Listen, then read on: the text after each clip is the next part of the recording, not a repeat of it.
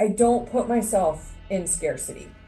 I don't put myself, and I feel like with a lot of investors, unfortunately, they create scarcity because they get too far out. And I have, trust me, this has been a tough year. I've gotten a lot of emails. Sorry, this one didn't work out. Yeah. Sorry, we're having to restructure, refinance. There's no distributions. It's been a tough year for investors. The way that the market's gone, nobody expected interest rates to rise at the level that they did. And a lot of people didn't have the right caps in place and other things. Like there's so many things in curiosity that you need to do. Not only it's how did you do that? Like what are the greatest mistakes that you made? What did you learn from? And really being able to capture that and put that into your system for how you invest. Most people don't have a system for investing and you need one. So I started house hacking at 19, and rented rooms out and whatnot, and then parlayed that investment into the next investment and the next investment. And so that definitely was supportive of me. I also started investing in syndication deals at early on before we even used the term syndication. We were doing things a little bit old school back in the early 2000s, and it's been a big piece of my journey. And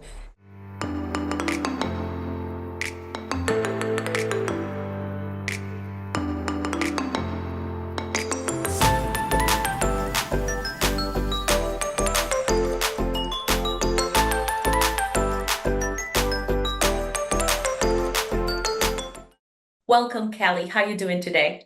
hi, Jen. I am fantastic just being here with you and your community. Awesome. Thank you. Thank you. I mean, you have done wonderful thing for women. You take your life struggles and you went out there and deliver a message and impact lives that it's hard to express the kind of changes that you have helped other women to do, from creating more joy, remove resistance. So, can you share with our audience about your life and how you ended creating these amazing book of big boys? Yes. Well, first of all, it's awesome that everyone's listening. I think when we make an investment in ourselves, that's always the first step. And so many of us haven't awakened to that idea that, our journey begins when we have self-awareness. And that's where my journey, 20 years ago in personal growth and development really started. Prior to that, I will say I was completely run by my brain and the expectations of what my parents, society, just whatever wounding I had as a child, really guided my life. So I was a classic overachiever. I think we all go in one way or another. I went the productive way, which gets a lot of acknowledgement and kudos in the world because the level of success that I created at an early age. But what I found after doing that, I started in the mortgage industry in 1998, and within a few short years was top 1% in the nation and had an amazing team, some of which still work with me today, that was supporting me during that time. But everything on the outside, the 6,000 square foot house, the beach house, the cars, all of the things were not anywhere near, representative of the emptiness that I felt inside. And so I just was programmed to just do and do and do and do. And, several things kind of led to my awakening, one of which my mom got diagnosed with the dementia at an early age of 57. My grandmother, who was, I will say just the angel of compassion in my life, passed away from cancer. And my sister started down, a mental health journey that continues today. And then I had my daughter in 2003. So, I had a lot of big transitions in my life that really brought me to my knees. And in 2004, I was like, no more. I was a food addict. I really ate my emotions. I was a workaholic. I needed external validation in order to feel successful. And I didn't have any idea who I was. And so over, a long period of time, it started with my physical health and well-being. And then it moved into finding consciousness and really just figuring out that I hadn't had a present moment. Like, presence comes from the heart. Like, just anything else is just our mind is creating, our reality. And so I started down that journey, and here I am 20 years later, and I get to share a lot of the things that I do today in a multitude of different ways, but I also, I live life on purpose. I get to create and share, with women and men all over the world on just some of those strategies that help me get to the level of what I would say healing. I use strategy initially, and it that definitely will get you there, but then I really had to do the deeper healing, and we don't get that unless we are on our knees. Like, I just don't believe that we can get to the depths of healing that we need to unless life gives us those opportunities. And trust me, I've had them in a season like that right now in my life too, of like getting to that next level of egolessness or nothingness or whatnot, so that truly I am just doing holy work, and just sharing light and love with anybody that comes into my world. And so, I would tell you that my story is probably resonates with a lot of people that are listening, that we just, we're wired to achieve. We need external validation. And when we get to the place where we're like, you know what, I can have it all. I can have worldly success, and I can feel 100% worthy and not need it. My God, what a powerful message. And I think that a lot of people, women, but a lot of people out there needs to hear that. I think we spend so much time overachieving just to prove our worth. And as you mentioned, I was part of that too. I was leaving someone else's expectations. I went to college, study engineering, worked for top 500 companies, got into a position that after that it was just very few positions, right? Meaning like higher level, Yeah. executive levels. And then I figure out that I wasn't fulfilled. And there was something extremely missing that didn't allow me to be myself. And I think that's one of the things I love about your message is finding yourself. I notice, as you mentioned, that the more that we heal ourselves, the more that we tend to grow in our business Yeah. too. And you tap into a few things too. It looks like there's some history, women history in your life. Tell me a little bit about your mom and how your mom influenced you Yeah. and how you took these lessons and you have been implementing or sharing these with your Yeah. daughter. Absolutely. So my mom immigrated here with her mother when she was 6 years old, and she was an only child. So high expectations of responsibility on her shoulders. Like, that was the only reason why my grandma came here, right? And so my mom was an absolute just baller in what she did. She moved to a small town, Willows, California, and started acquiring real estate at 19, and just really continued to build her portfolio that then included, mini storages and multifamily units and other things, all while helping my dad build his heating and air conditioning company. And so many amazing lessons in business. I started working with her when I was 4, just helping with filing, and just continued to do that throughout a young age. And she really just instilled, the value of work and play. My parents did a really good job of both. They, we had all the things. We had the trips, we had the snowmobiles and the wave runners and the boats and all the other things too. So I really was raised as a lifestyle child, which was great. There are disadvantages of I would say that my childhood, my mom wasn't very present either, because she was always doing. She was definitely in her masculine most of her life.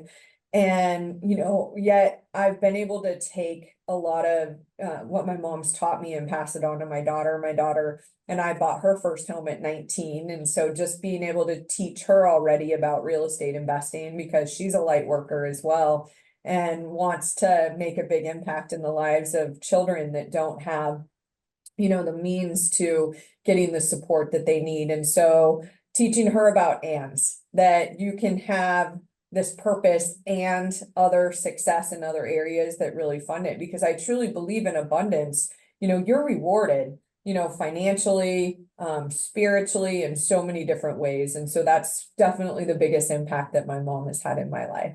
We don't give enough credit on how women, especially moms, impact the world, and they create the future generations. One of the things I love about real estate investing passively, right? And as you know, I work with multiple investors who want to put their money to work so they can go ahead and have the life they want. Tell me a little bit about your investing career and how you use that to probably open time for yourself to Yeah. go the other things you want to do. Absolutely. So several things. I failed to mention with my mom, she pushed me to buy my first home at 19. So I started house hacking at 19, and rented rooms out and whatnot, and then parlayed that investment into the next investment and the next investment. And so that definitely was supportive of me. I also started investing in syndication deals at early on before we even used the term syndication. We were doing things a little bit old school back in the early 2000s, and over time have just continued to do that. So I don't actively manage any properties myself. I have partners that I invest with that are the GPs. I'm probably a GP on an 8 unit or whatnot, just out of certain things, but it's been a big piece of my journey. And I will say that I've never gotten to the point where I've just lived off of my passive investment. Although, I'm close to being able to do that because I have such a fire for what I do here at Goodly, and I have such a fire for what I do within Go Abundance Women that it's just not the season, but it's always been the focus. And so what it creates is freedom. I have the freedom. If I chose to, I would obviously not be able to travel probably as luxuriously as I do today, or continue to make investments in other things, or do some of the work that I like to do. But that's definitely always been, I think that the younger you get your kids into the idea that real estate is a great portion of your net worth, and it's a great vehicle to be able to get you where you want to go. And then you have to decide, is this a passion? For you, it's a passion. I've talked to you directly on it. It's a passion. For me, it's not. And so we're all different, right? We're just all masterpieces. And so my masterpiece is created with other things, and yours is created this way. And so, really just determining, is it something I love? Do I like to look at houses? Do I like to pick outdoors? Do I like to do this? Or am I just really at that point where I have no interest in it and I need to find really strong partners that do? You're built by a community, and one of the things I love about your philosophy is how you have take your lessons from your mother, from the good steps, or let's call it like this, the proper steps that your family build wealth, and how you have shared that with the community that you have, not only to build wealth, but also, as you mentioned, elevate each other and allow each other to go and do what we are masters at. So Yeah. maybe share us a little bit about your community. Yeah, absolutely. So, part of my journey, I'll tell you, was as I started in personal growth and development, I went to a lot of events. Like a lot of other people, I read a lot of books. I went to a lot of events, and I tried to convince everyone around me that this was the way that everyone should be living, and they got really irritated with me. I think we've all been there. And then I got to a season where, I had extreme loneliness that I went through. Like extreme loneliness where I had amazing kids, I had amazing friends, my work was aligned with my purpose. Like I just all of the things were firing. I had great confidants and mentors that were all men, but I didn't have any females in my life that I felt were at that level, or something that I aspired to be. And so, I started having conversations with people. One of the big things that I advocate for is asking for help and really sharing some of your core challenges with people. You never know who you're going to meet that are going to be like, oh, hey, I know that person. Like, I'm going to make this intro. Like every day I'm making 3 to 4 life-changing introductions for people just from conversations, because I try to take notes and I try to really understand, like, who do I know? What do you need? That kind of thing. And then I'm not in a place where like I am in a place of total vulnerability. Like I need help. I need help reaching more people. I need help doing this. And so that's what I did. And someone told me about a mastermind called Go Abundance. And, the downside was that it sounded picture perfect, but it was all men at this point. And I was like, okay, well, that's a bummer. And they had shared that somebody else had asked about a women's thing. And then I heard about another mastermind called M1 that was loosely partnered with them. And so I just started digging in. I ended up joining M1, which was co-ed. Highly recommend that community as well. And then started conversations with the ownership team at GoBundance about what it would look like to create a women's side. And so we did that in 2019. One of my business partners and I, Kathy, have been there since the beginning. And then over time, took ownership of it, brought on another partner, Mandy, and just we are a community of highly ambitious female entrepreneurs, leaders, investors that really want to get to the next level of growth, which means we're not doing it for any other reason besides it's totally aligned with our purpose and our passion. And we also want to make a big impact in the world. So, it's a container that my loneliness went from being, something that I really wanted to avoid and I probably distract myself a lot from, to feeling like, oh my gosh, I have the most amazing community of women. I just got off of a group coaching that I host, and the value of group coaching for me is, even though I'm giving support to the community, I'm coaching myself because my brain's listening to every single conversation that I'm having. Like I love doing podcasts because, as much as your audience might get from it, I'm reinforcing the beliefs and the way that I view the world. And so it is, that's part of what this community does for me, is it holds me at a level of accountability to being my highest, most authentic self, because I can't show up being a bullshitter, right? I can't show up and say, you should do this, and I'm not doing it. Like, which there's so many coaches and platforms out there that, are incredibly self-serving. They just want your money. I want to make sure that the value of membership goes so far beyond any ROI that you could imagine in your life, because you become and step into your highest power. And that's really what GoBundance Women is about. Being surrounded by the right community, I always believe in being around the doers, the crazy ones that believe Yeah. in you. And it just make a huge difference in people's lives. So community is one of those, especially for women, is one of those things we need to go beyond what we normally do, right? Because I think that we're very powerful in our own right, but when you put a bunch of women together, Oh, oh my God, the world needs to be ready because it's about to yeah. change. Yeah. And I think that when you put women that they're living in their light, they have achieved whatever it is that they want to achieve, and as you mentioned, they're living self-aware, and they're taking the ego out, and at the same time they're still being successful. They understand that business is business, we all want to make money, but they take that light and they make big changes in the world. They use that money. Yes, they have the lifestyle, but also they create a big impact, and it's something I have seen you do. And I know you have an amazing organization like Get Power. Yes. That can you share what you do? Because I think this is Yeah, amazing. absolutely. Yes. Absolutely. So I joined Goodly, which is a financial technology company that's really centered around adding value to the contractor community in the home improvement space, solar financing, home improvements financing, all green energy, which is awesome. So I know it's world positive, which is, making a positive impact in the world. So I feel so blessed that I get to do this. And I've been here for, close to 13 and a half years now with the ownership team. And part of what drew me to the company initially was the focus on contribution. And so they had already been doing some work over in Africa and other things. And then years ago, we brought GivePower here. It was formerly a Solar City kind of nonprofit, but we fully support 100% of the administrative fees for givepower.org. And that allows our donors money to go direct to, bringing solar into communities or water desalination plants into places.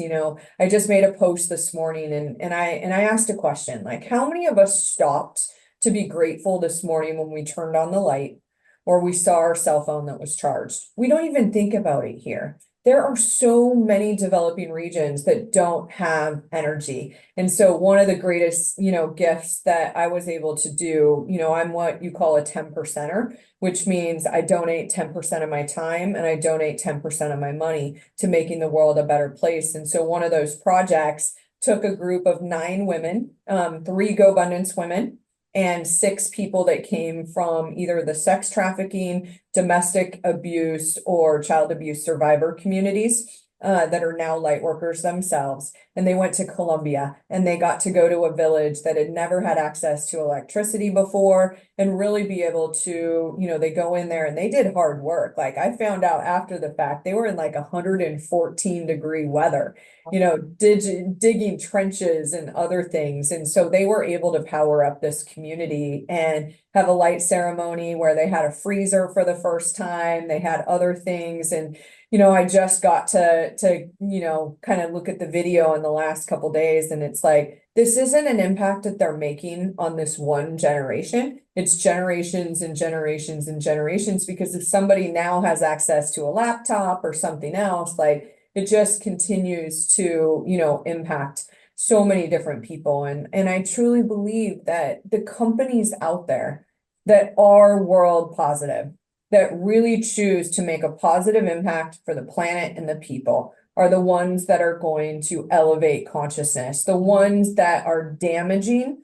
Yeah. And for those of you in W-2 jobs or in companies that you're making a negative impact in the world, like, your soul is in conflict right now. And I know this is, for some people, it's tough to hear, but like, your soul has to align with positivity. And if you're Yes. damaging people, like, whoever sat around a boardroom and said, yeah, we should sell vape pens that taste like bubble gum, and Yep. not think that a 12-year-old is not going to get hooked on the most addictive substance, really not sugar. They're doing just as bad of a job in the food industry as they are in the tobacco industry or whatnot. But at the same time, like, those are the things that keep me up at night, is trying to understand how I can bring this message of, like, aligning your company with contribution and world positivity, because I truly believe that's where abundance really comes from. And we've had an abundant journey. We're very blessed here at Goodly because we do good. We do good for the planet and we do good for the people. And I would just encourage anybody that's listening, like, if you're in that transition of, like, choosing a new career or choosing what you're going to do, like, really give it some thought and make sure that you're able to do both simultaneously. I understand that very well. I come from certain industries that I look back and I'm like, wow, I learned a lot. I met a lot of wonderful people, and at the same time, I understood that these people were not living in their purpose. Yeah. And they thought that they were doing some good, and in reality, they were making our world more sick, right? Yeah. For other reasons. So they were focused on solving the wrong problems. Let's call it that way. And that's what I love about women. We tend to, yes, we can do amazing business. Yes, we can think about the bottom line, but at the same time, we're capable of creating changes in the world that will hold generations and Oh, generations. and you nailed it. We need feminine energy in Yes. order to think bigger. And there's Yeah. nothing wrong with, like, we need both. We need masculine Yes. and feminine to work simultaneously together to make the world a better place, because there's still profitability in purpose. Yes. And, Yes. I'm a big believer, you don't have to work in your purpose. You Mhm. can have an and, like, if you maybe have a W-2 job and you get to do some of these other things that you feel more purpose driven, that's fine. But if you're in opposition to world or people negativity, like, if it's there, like, you will not, like, you just will not be able to feel content. Like, it will not allow it to happen. And so you do have to wake up at some point. And I think that we all wake up. Like a lot of us have been, our parents told us what to do, or we thought like, this is the path. I'm going to do this. I'm going to do this. I'm going to do this. And then next thing we know, we're 10 years in going, who am I? Like, what am I here for? Like, this is like a meaningless life I've created for myself. I've got a two-car garage and a pool and, barbecues, but I'm empty inside. And that's what, especially with Big Voices, although I wrote it as my own healing journey through a lot of tragedies that I had faced at that age, it also is that place of like, we've got to wake up and realize we are not our thoughts. We are not our triggers. We got to get some deeper work going so that we can live authentically, in an alignment more of the time. I love that. Living in alignment, one of my favorite phrases. Yes. Uh, talk to me about that. So let's suppose, for example, I took the corporate from corporate to the entrepreneur world in investing in real estate and doing syndications. And that was my path, not only to financial freedom, but allowing myself space and time to go and do the work that I needed Yeah. to do to heal myself, to grow. So Kelly right now has grown a lot. So take me through the steps. I'm a new investor. Let's take that path. Yeah. I'm a new investor and I want to find my purpose. I want to find my path. Yeah. What are the steps that you will Yeah. take me to get there? Absolutely. So the first thing I'd say, step one, I call curiosity. So we're just going to get really curious. And so the best thing that we can do in curiosity is to find out as much information and interview as many experts in the field that you want to look at. So if you're an investor, whether it's listening to podcasts like this or other ones that are out there, maybe you go to some different events. Because if you want to be an investor, you have I'm going to buy single family doors. I'm going to buy multifamily. I'm going to syndicate. I'm going to do commercial. I'm going to do land. I'm going to do, all of these different choices that you can make. And so when you're in curiosity, the greatest gift that you can give yourself is what you want your life to feel like. And then taking it from Vishen Laconte, I don't know if you've ever seen any of his work from Mind Valley. One of the things that he has you do in a meditation is to create your perfect day. Like if you were to move forward, like what would your perfect day look like? Like, would you want flexibility? Would you want your life to feel like a vacation where you wake up and you're like, oh, I'm going to play pickleball today, or I'm going to go for a walk. I'm going to have coffee with a friend. I personally love getting to the office and, I work out and do my morning ritual and other things, but I like coming to an office. Like I enjoy that in this season of my life right now. And so, I would not be a good full-time, like free will person. Like I probably would just not make the best choices. And so until I get to that point. And so when you're in curiosity, again, you want to really do your research, really understand how you want to feel. The other thing that you want to do in curiosity is really gauge where your level of certainty versus uncertainty is. So if you've been to a Tony Robbins event, you've heard, some of these basic needs that we have. Well, we need certainty and uncertainty. Some people need, like if your parents work for the state, like some people do, like they probably need a lot more certainty.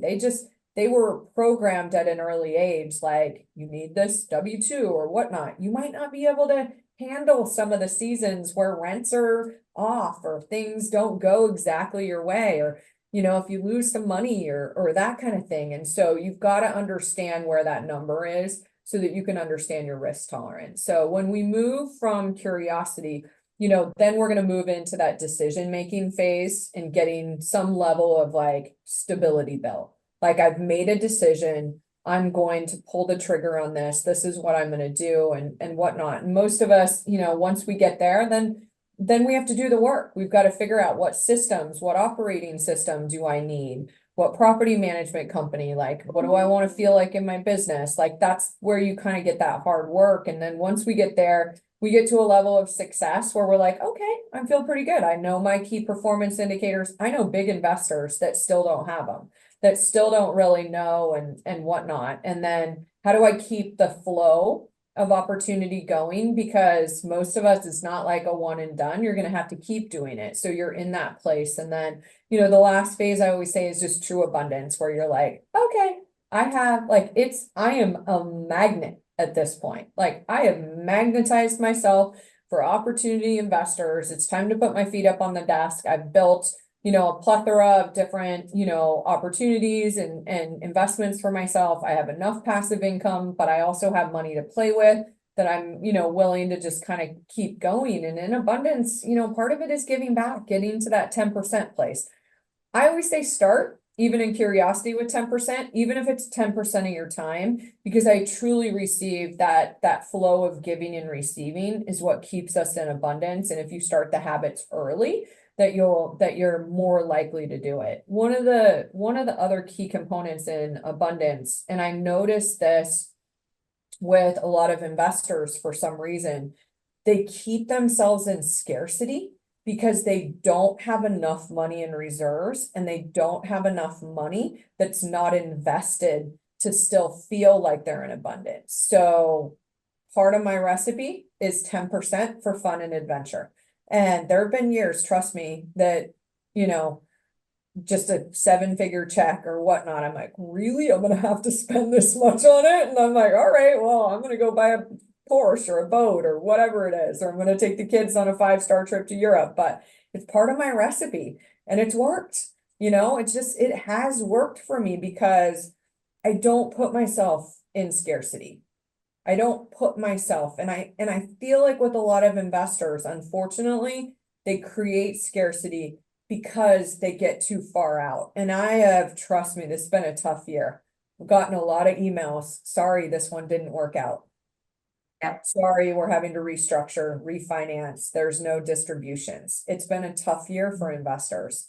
The way that the market's gone, nobody expected interest rates to rise at the level that they did. And a lot of people didn't have the right caps in place and other things. Like, there's so many things in curiosity that you need to do. Not only it's how did you do that? Like, what are the greatest mistakes that you made? What did you learn from? And really being able to capture that and put that into your system for how you invest. Most people don't have a system for investing, and you need one. I love so many things that you just share. First of all, you talk about habits, creating habits to be successful, and start with your mindset, having an abundant mindset, and start there, start sharing what you have been blessed with, which I think that that's one of the gifts and blessings you have right now, right? It's not about holding into everything or keeping everything for yourself, because there's a flow that needs to happen. But also, you mentioned too, like, you need to have your systems in place. And I think a lot of investors forget that as an investor, you have a responsibility and a due diligence period to learn to establish what allows you to make the decision in a deal. And it takes a second level of thinking. And I think a lot of investors forget to do that.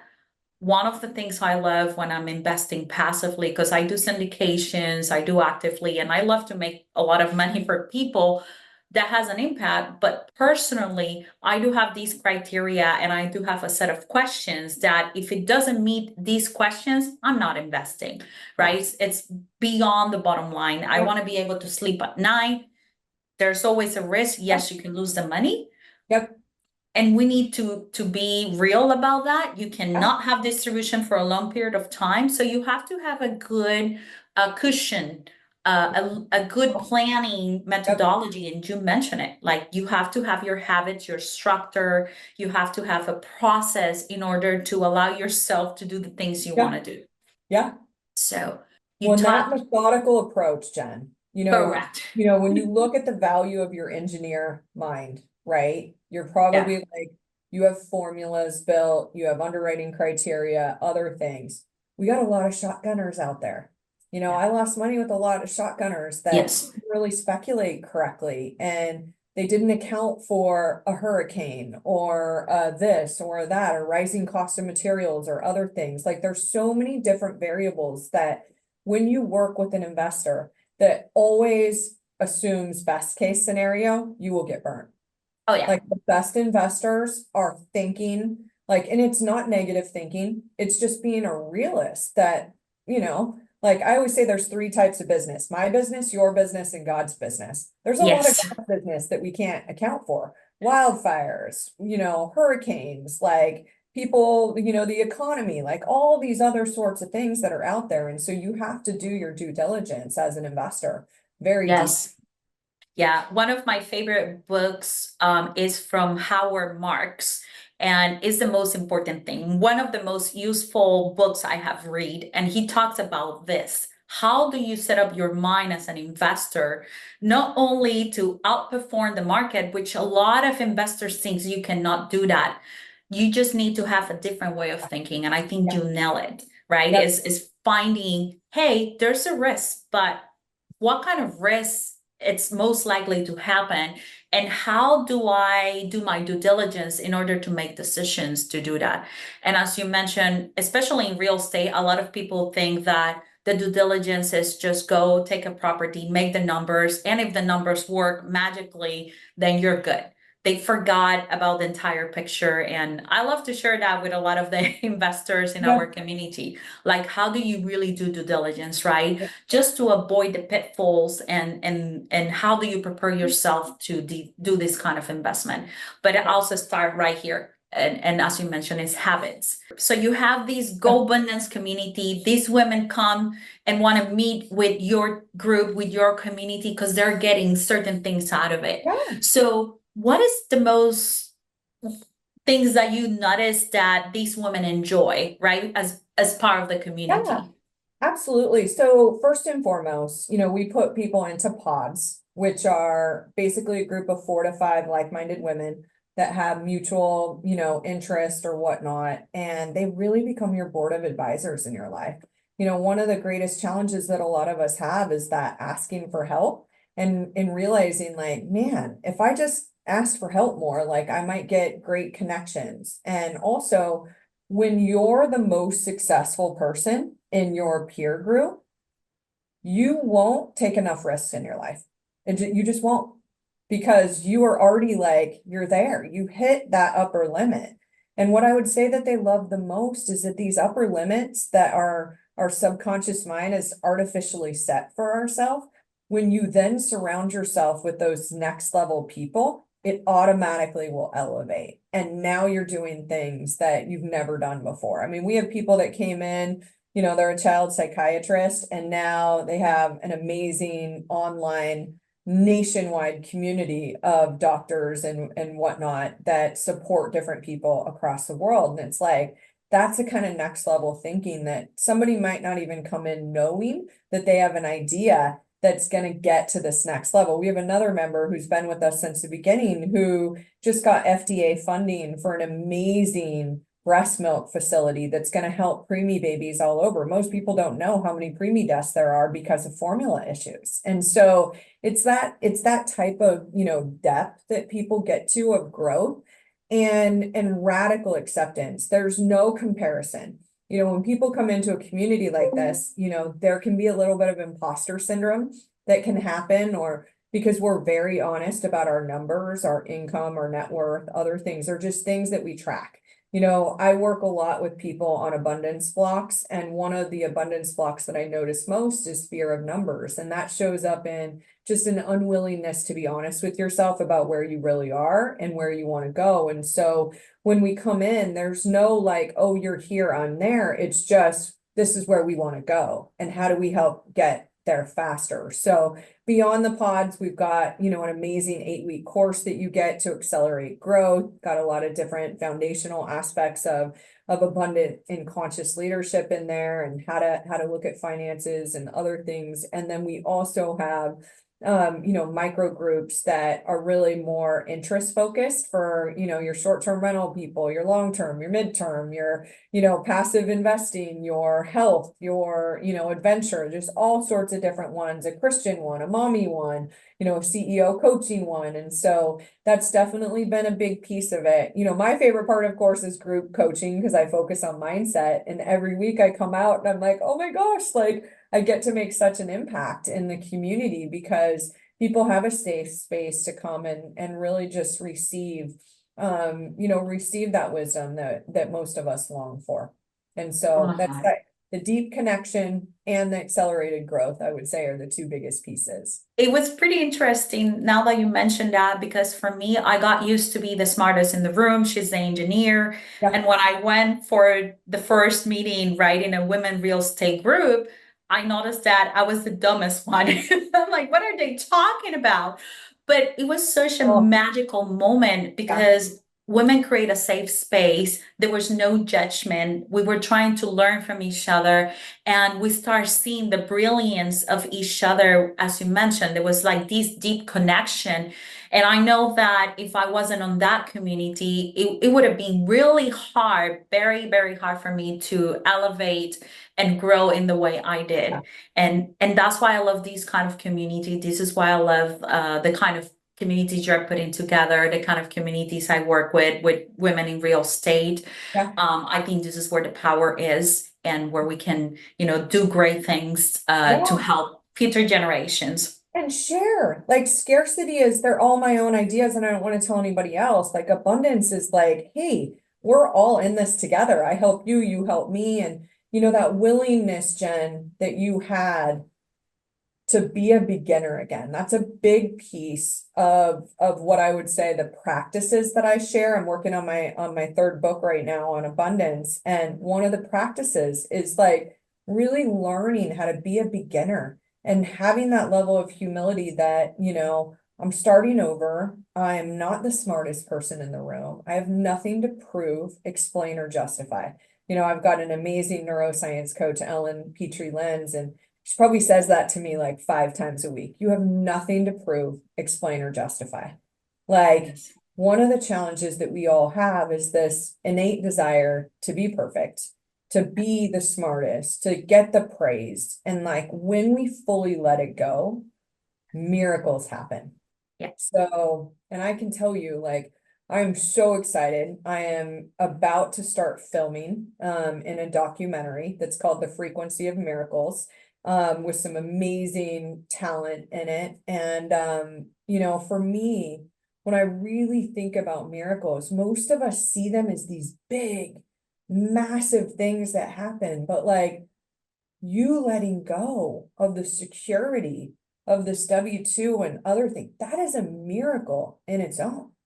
It's a miracle that you broke free of whatever, everyone told you you should be or you should be doing because you awoken, to the aliveness of like authenticity. And so I just see that, if we paid attention more and we were more present, we would stop seeing coincidences as coincidences and we would start embracing them as emails. Like yesterday, I got on my phone. I was about to respond to an email. I hit send and it was like, I was fired up when I was about to send this email, right? It was a really good response. And you know what happened? Well, My phone said, cannot send. Your email is full. whoa. Didn't send it. It was a miracle. I should have never sent it. Because you know what? Like I wear a bracelet that John Maxwell gave me that says, do what Jesus did, and he wouldn't have done it. He wouldn't have sent the email. It was Yes. it was spiteful. It was very victimish for me, but it was that knee-jerk reaction. Like part of this is learning to pause or trust that some of these things that happen in our life are really miracles. And there's so much guidance. Like there's so much divine intervention, even as an investor, like Yes. so much that you've got to start trusting it, but you got to get out of that left brain all the time, decision making, doing, and just let things be for a while. Yes. Yeah. And I think that's an unfair advantage for women. We have a Yes, lot of practice yes, using intuition. I yeah. think that a lot of us are doubting that intuition, but we need to get reconnected, as you mentioned, with that female energy and Oh, let allow me just touch on ourselves. that. Let me Mhm. touch on that. And I Yes. apologize because it's so important. Yes. There is a big difference between intuition and our little voice. And Yep. I really dig into this in my book. Many of us are guided by our wounded self. Yes. And it is absolutely, absolutely, positively going to take you places that you should not go, into relationships you should not be in, into investment deals that you should not be in. And until you learn how to discern the difference between your intuition, which is coming from your highest, most authentic self of knowing, and this little voice of woundedness that needs the praise and love and worthiness and all these other things, don't make any decisions. Like literally stay in a state of like, you know what, I'm just gonna wait because I don't know how to tell the difference yet. And I thought I was a master. Let me tell you, I'm going back to training wheels. Like I mean, I need to read my own book, right? There are a lot of things because sometimes seasons in our life bring us to that place of like, oh, I needed that mirror. I needed that guru to show me what I needed to see because there's always more. There's always more to uncover on this journey of consciousness. Yes. Yeah. And it reflects in so many areas of life. I remember, taking romantic partnerships or actually partners in business to compensate for my insecurities, and Yeah. it leads to problems. Yeah. And it was such a wake-up call for me. It Yeah. was, as you mentioned, I needed to stop listening to the wounded side of me and allow the intervention, right, from a higher power, from God, or however people want to call it, to really allow myself to step in my next level. And Yeah. I think that was the spark and the magic that started happening for me once I figure out who I was, once I find about my big boys. And I Yes. think it's magical. Yeah. So Kelly, what's next for Go Abundance? Yeah. So I'm super excited about just the growth and momentum that we have. I think women are hungry for community right now, and that's definitely we're focused on that. And then for myself personally, getting this next book out on abundance and really this documentary, Frequency of Miracles, will be big. And I'm just excited about sharing the message of world positivity. I'm not sure how that's going to be in the world. I'm definitely committed to just helping people be world positive, and how that shows up, I'm not sure. But one of the things that I do have for your listeners today, which is a big piece of the book, Big Voices, is a 3-part series on eliminating self-sabotage in some of those ways that we do tend to sabotage ourselves in our community at Go Abundance. And it will just give you some foundation to be able to see how rogue our brain goes when we really allow our subconscious mind to sabotage ourselves. So Wow, that sounds amazing. That sounds yeah. like spark, Yeah, we got to right? get you at our next event, Jen, and Yes. definitely share it more because I just think the power of women is we're going to change the world. And we just need to realize how powerful we are.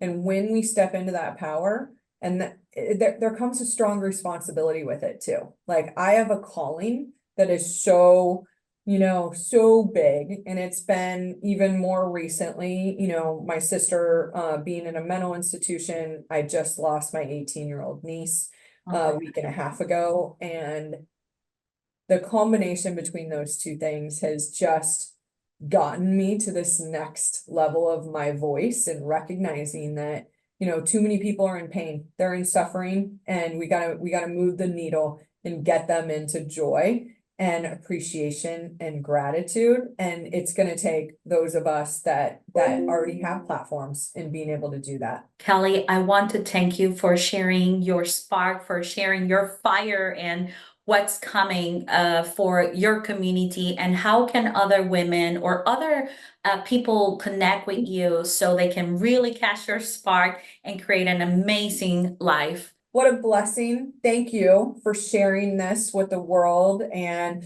just extreme gratitude for being here today with you. Catch your spark and inspire yourself to change your life.